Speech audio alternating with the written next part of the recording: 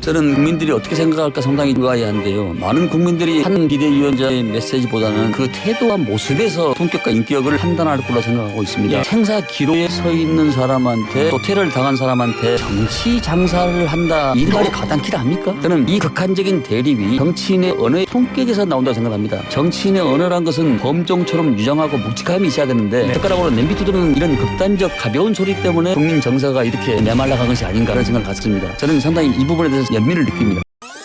오늘 한동훈 국민의힘 비대위원장이 국회의원 월급 반으로 확 깎자 어떻게 보십니까? 제가 오늘 현장에서 유권자분들을 만나봤더니 굉장히 반응들이 괜찮아요. 그야말로 새로운 아이디어다. 이게 선거 때마다 이랬다가 선거 끝나면 또 안 한다. 이게 오히려 정치에 대한 어떤 혐오 감정을 자꾸 일으키는 쪽으로 악용돼서는 안 되거든요. 출생기본소득 이재명 대표가 얘기한 겁니다. 어떻게 보십니까? 그 취지는 저는 뭐 나쁘지 않다고 봅니다. 그러나 문제는 예산이고 실현 가능성이죠. 이유는 분명하지 않습니까? 국민의힘도 당연히 공감할 텐데요. 국가 소멸 위기라는 저출생 문제가 국가 소멸로 이어질 수 있다는 그 위기 진단에는 모두가 동의하는 문제니까.